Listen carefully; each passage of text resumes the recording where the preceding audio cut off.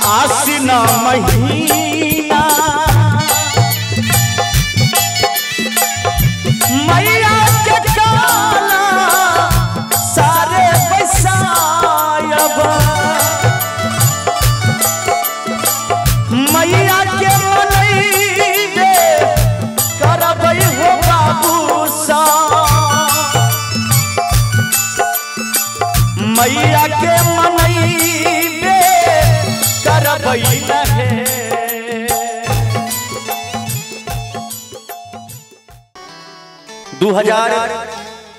2022 में 2022 में सोहर के रचना संतोष यादव जी के अखन तक लोग गीत के सोहर के इतने प्यार दुलार दिलखिन हैं जो अखन आय के डेट में सोहर 20,000 30,000 लोग सुने आय फिर से कुछ नया अंदाज में हम संतोष भाई जी के बहुत बहुत आभारी छियन और सोहर अपने सर के बीच हम गा रहल छी हमरा संगे संगत कर रहल छथिन ऑर्गन पर दिलीप भाई जी तबला पर रामकृष्ण उर्फ छोटू जी झाइल पर अजीत भाई जी और ढोलक पर कुंदन भाई जी और मिथिला के चर्चित कलाकार पैड वादक कुंदन जी और मैया के शरण में हम सब छी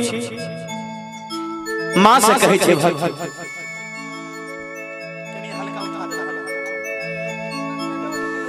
हर कौने रे महीना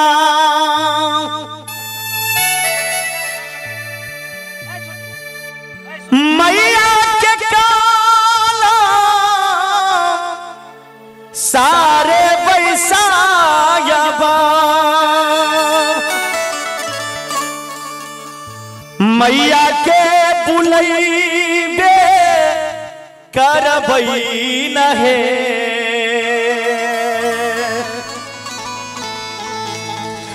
ललना रे ललनार के ते दीना रहई तई मैया के पूजा से है मैया माता रानी बे करतई है ललनार के दीना रहई तई मैया के पूजा से है माता माता रानी के करतई है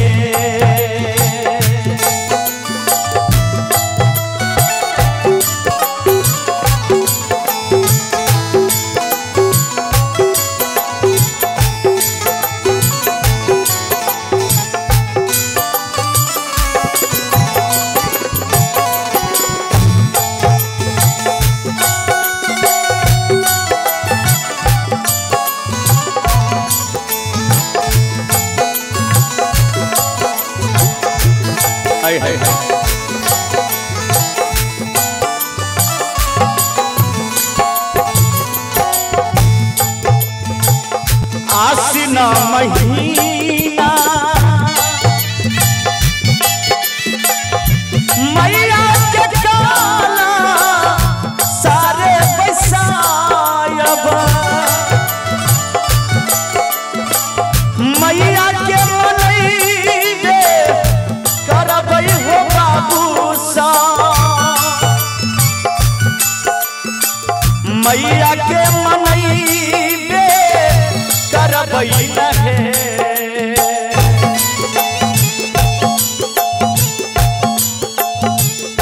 ललनार नामो दीना रहई तई मैया के पूजा से माता माता रानी बे करतई है ललनार नामो दीना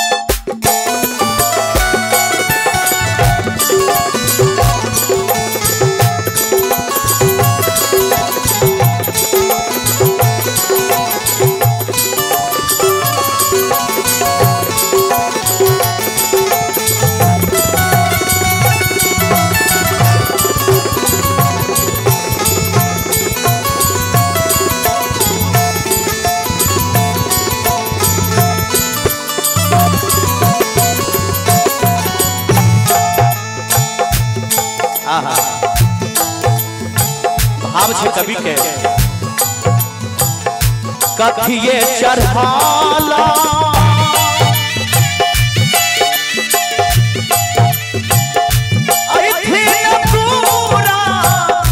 गाहे भवानी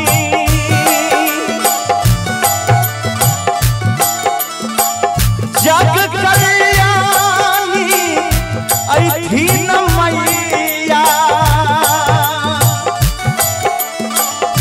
जग कल्याणी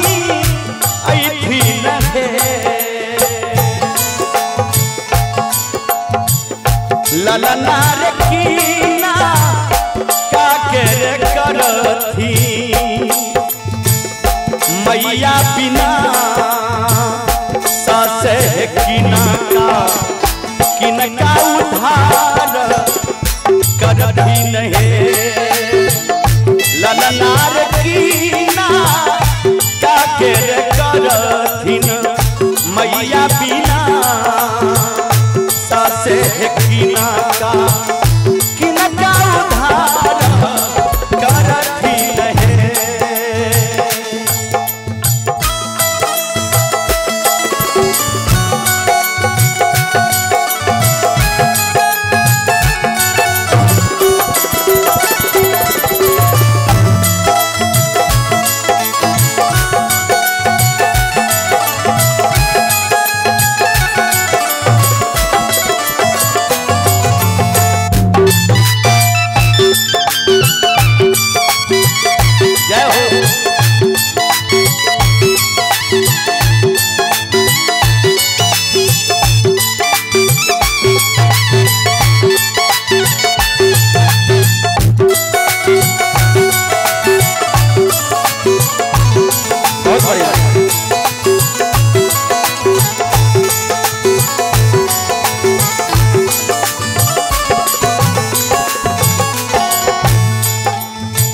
संतोष यादव जी लिखे छथिन सिंह सवारा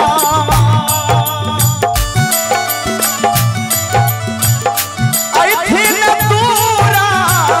गाहे भवानी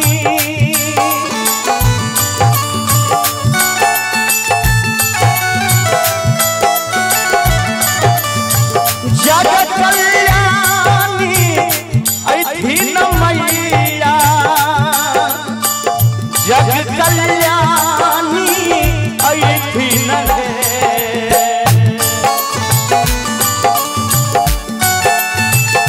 हे माई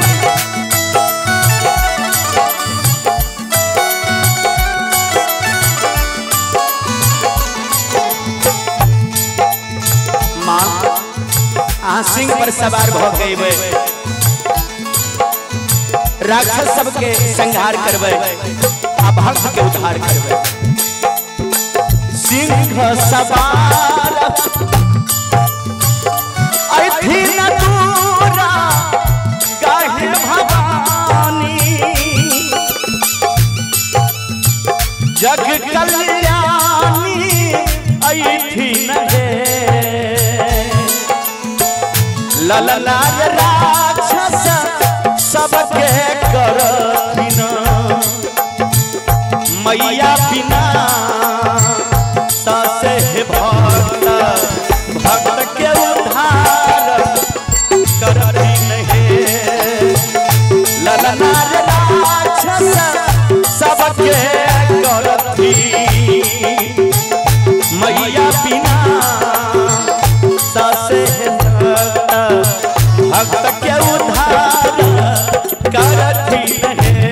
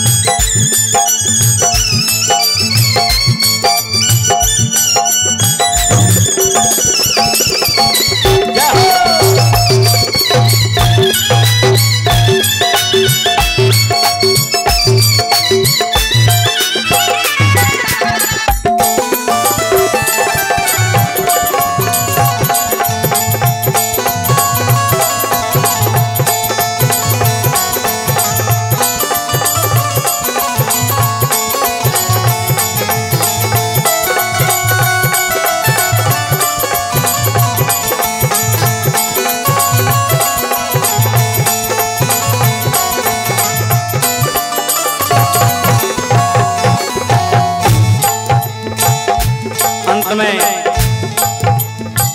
सोहर लिखैया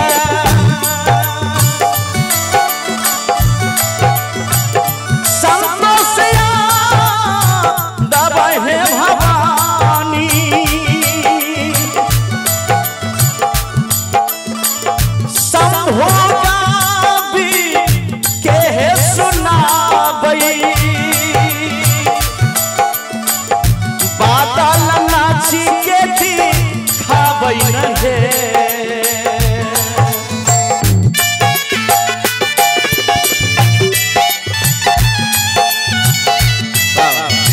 बहुत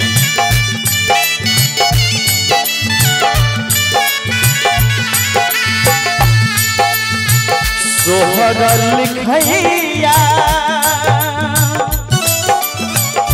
संतोषिया दबाहे भवानी संभोगा भी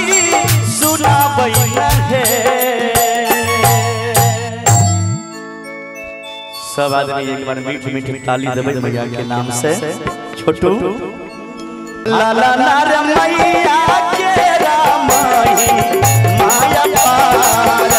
से सब मिल जयकार करियो लाला नार मैया के रामाई माया पार से सब मिल जयकार करियो सब मिल जयकार करियो बाबू साहब सब मिल ताली बजाबियो सब मिल ताली बजाबियो लाला रे